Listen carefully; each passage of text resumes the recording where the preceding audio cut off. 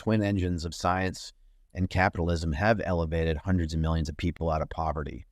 And change is very scary. The thing we have to guard against, and what I think where big tech lost my trust over the last 20 years, is their lack of willingness to impose restraints on themselves. Yeah. They've been unable to sort of question, like, what is actually in not just my narrow financial interests, but the interests of civilization as a whole. And, the debacle with social media policy, I think, was just the tip of the iceberg. When these folks, made it clear that they're going to do backdoor deals with China, and they're going to, or even frontier deals with China, and they're going to sort of speak out of two sides of their mouth, they betrayed us. What do you guys make, and how, as you're making the argument out there, how do you employ the idea that the CEOs themselves, the AI CEOs, openly admit what they're doing is making technology that can kill us all, that they can't control, that they don't understand how it works? How do you process that as just a human being? Like, there's another human being out there that is doing this, this, and this. These are the possible results, and they're coming back to work again tomorrow. I can't figure out whether it's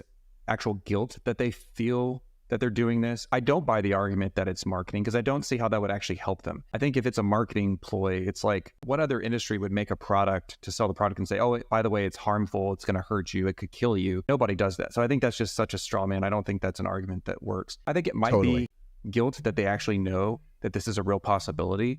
But then it's kind of like, well, if you do feel that level of guilt, then why are you continuing? I honestly think the conversations that they're having in those companies is like, well, we know the other guys are building it, so we got to do it. They're like, either they're going to get there or we're going to get there.